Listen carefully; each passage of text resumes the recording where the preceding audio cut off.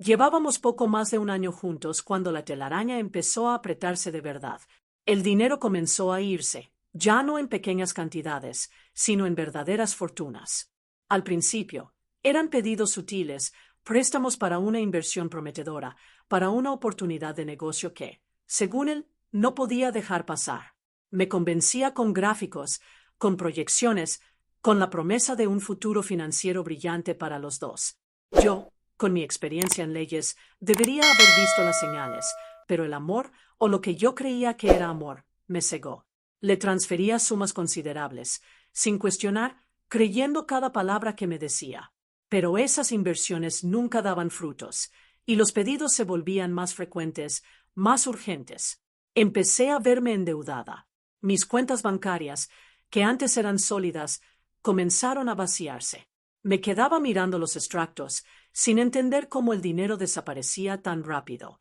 La preocupación comenzó a devorarme por dentro, una sensación de pánico que jamás había sentido en mi vida.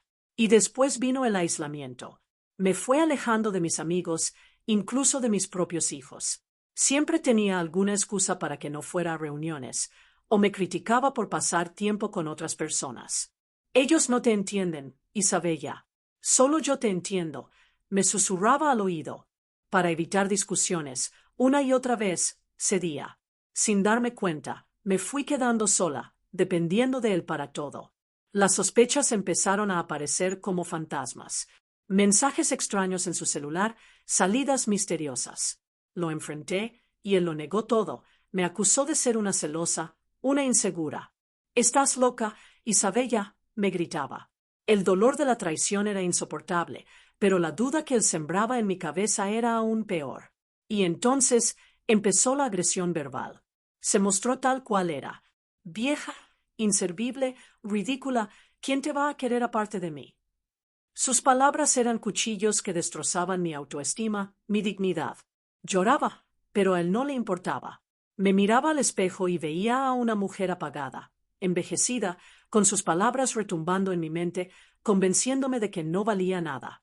Y la violencia subió de nivel. Una discusión, y él, fuera de sí, bajo el efecto de no sé qué, perdió el control. Me empujó, me lanzó contra la pared. Caí al suelo, aterrada. Fue la primera vez que me golpeó. Estaba en shock. No podía creer lo que estaba viviendo. El miedo me paralizó. Después vino con lágrimas, pidiéndome perdón, jurando que nunca más lo haría. Y yo, tan frágil, le creí. Pero entonces empezaron las amenazas. Amenazas de contar secretos, de destruir mi reputación, de hacerle daño a mis hijos si yo intentaba dejarlo. El miedo se volvió parte de mi vida. Mi existencia se convirtió en un ciclo de abuso y reconciliación. Intentaba esconder los moretones, las humillaciones. Mi trabajo empezó a verse afectado. Mis colegas, mis clientes notaban que algo pasaba, pero yo inventaba excusas. Me encogía en un rincón de mi propio apartamento, que se había convertido en mi prisión. Yo ya no me reconocía. Mi oficina estaba abandonada, mi apariencia descuidada. Había bajado mucho de peso, con unas ojeras profundas que delataban mis noches sin dormir. Vivía en un estado constante de nervios, con miedo, asustada todo el tiempo. Un cliente de muchos años, amigo de la familia, vino a visitarme a la oficina y se dio cuenta de mi situación. Intentó hablar conmigo, pero lo alejé, paralizada por el miedo a las amenazas de Mateo. Y entonces la llamada de mis hijos. Preocupados por mi silencio, por mis excusas tontas, uno de ellos decidió venir a verme sin avisar. Lo que encontró fue desgarrador. Me vio en una situación humillante, con Mateo gritándome, tratándome como basura. Mi hijo lo enfrentó. Discutieron fuerte. Mateo intentó manipularlo también, como hacía conmigo, pero mi hijo era más inteligente, más fuerte. Mateo se puso agresivo, pero mi hijo lo echó del departamento. En ese momento, cuando Mateo salió, me derrumbé en los brazos de mi hijo. Por fin solté todo, la vergüenza, el miedo, el abuso. Fue un momento lleno de dolor, pero también de un enorme alivio. Mis hijos se unieron, no me dejaron sola. Me llevaron a un lugar seguro, lejos de Mateo. Ellos me convencieron de buscar ayuda profesional. Empecé terapia. Las primeras sesiones fueron durísimas, pero poco a poco empecé a entender todo lo que había vivido, a procesar el trauma. También busqué ayuda legal para protegerme de Mateo, para asegurarme de que no pudiera seguir explotándome ni haciéndome daño. Con el apoyo de mis hijos y de mis terapeutas, tomé la decisión de denunciar a Mateo. Fue un paso muy difícil, pero necesario. No solo por mí, sino para proteger a otras mujeres. Recuerdo una sesión de terapia, con la mirada más tranquila, pero con el dolor todavía marcado en mi cara. Fue ahí cuando empecé a hablar, a soltar todo lo que llevaba dentro. Ese fue el primer paso para empezar a sanar. Poco a poco, volví a mi oficina. Estaba más fuerte, más resiliente. Usé mi experiencia para ayudar a otras mujeres que pasaban por situaciones similares. Me reconecté con mis amigos, con mi familia. Volvieron las cenas, las risas, los momentos de alegría. Me di cuenta de cuánto amor y apoyo tenía a mi alrededor. El proceso legal contra Mateo siguió su curso. La justicia estaba haciendo su trabajo. Yo, Isabella Vargas, estaba renovada. Volví a mi oficina con un brillo nuevo en los ojos. Me sentía más madura, más sabia.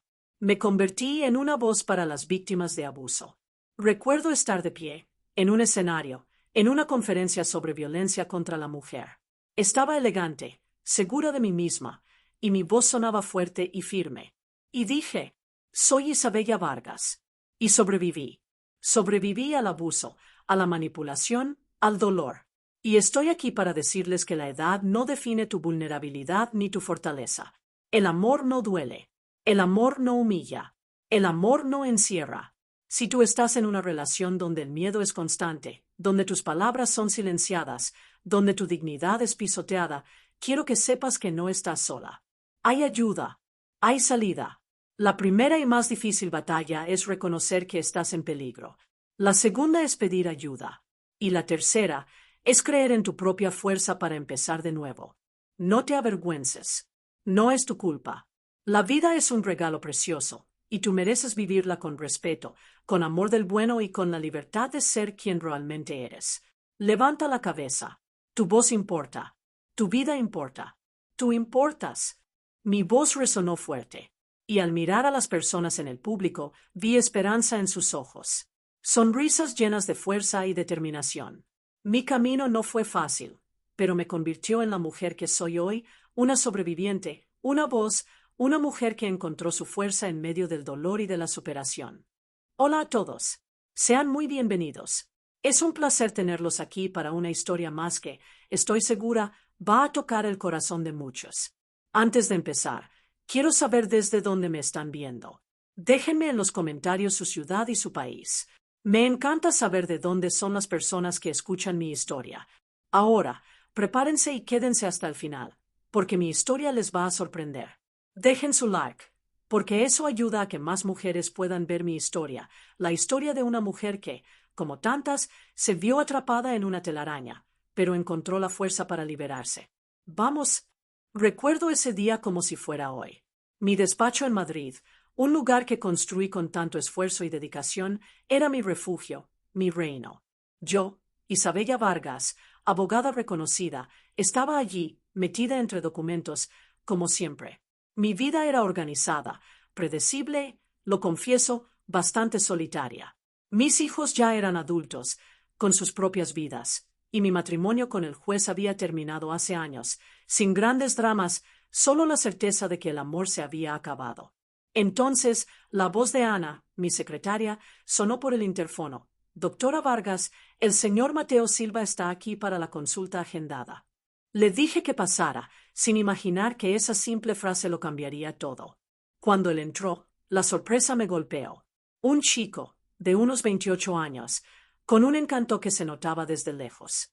No era el tipo de cliente que yo estaba acostumbrada a recibir. Sus ojos, tan intensos, y esa sonrisa. ¡Ay, esa sonrisa! Me halagó. Habló de mi reputación, de mis artículos. Yo, que siempre fui muy formal, me sentí un poco desarmada por su forma tan espontánea de ser. Había un brillo distinto en sus ojos, algo que me atrajo y me dejó con mucha curiosidad. Esa noche, en mi apartamento lujoso pero tan vacío, mientras cenaba sola, la imagen de Mateo no salía de mi cabeza.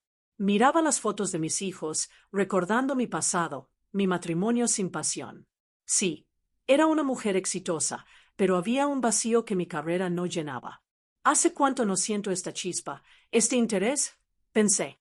Ese encuentro, tan inesperado, había encendido una llama que ni siquiera sabía que seguía dentro de mí. Los encuentros con Mateo se hicieron cada vez más frecuentes. Al principio eran solo consultas profesionales, pero muy rápido la línea entre lo laboral y lo personal desapareció. Él era un maestro en el arte de la seducción, y yo, una mujer madura, pero con una carencia que ni siquiera sabía que tenía, caí fácil en sus redes. No solo me halagaba por mi inteligencia o por mi éxito profesional, sino por mi belleza, por mi elegancia, por mi energía. Me hacía sentir vista, deseada, algo que no sentía desde hacía años. Me escuchaba con una atención que nadie jamás me había dado. Parecía genuinamente interesado en cada palabra que yo decía, en cada pensamiento mío. Me hablaba de sus sueños, de sus dificultades, y me hacía sentir importante, como si yo fuera la única persona capaz de entenderlo y ayudarlo. Me sentía joven otra vez, llena de vida.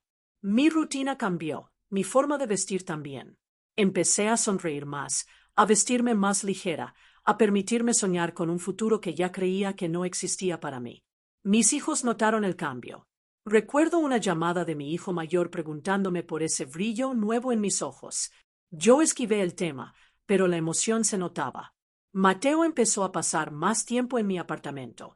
Primero, un cepillo de dientes olvidado, luego alguna que otra prenda de ropa. Poco a poco se fue quedando, y yo, ciega de amor, lo permití, incluso lo animé. Estaba tan metida en esa relación que no vi las primeras señales de alerta. Empezó pidiéndome dinero, pequeñas cantidades al principio, para inversiones o oportunidades de negocio. Él era tan convincente, tan apasionado con sus proyectos, que jamás pensé mal. Yo solo quería verlo crecer, ayudarlo a cumplir sus sueños. Y luego, los celos. Al principio sutiles, preguntando con quién hablaba, a dónde iba. Me decía que era porque me amaba demasiado, que tenía miedo de perderme. Y yo lo justificaba, pensaba que era cuidado, una pasión intensa. Me fui entregando sin darme cuenta de que estaba construyendo mi propia cárcel. Recuerdo un momento de intimidad, y esa sonrisa casi imperceptible en su rostro, una sonrisa de satisfacción que, hoy, sé perfectamente que escondía sus verdaderas intenciones. Y bueno, esa es mi historia, mi vida. ¿Qué te pareció? Cuéntame en los comentarios. Si te sentiste identificada con alguna parte o si conoces a alguien que esté viviendo algo parecido, quiero que sepas que no estás sola. Siempre hay una salida, siempre hay ayuda. Si este video te tocó de alguna manera, por favor, deja tu like, compártelo con alguien que necesite escuchar este mensaje y suscríbete al canal para no perder las próximas historias. Tu voz importa, y juntos podemos hacer la diferencia. Te mando un abrazo enorme y nos vemos en la próxima. Besitos de Isa.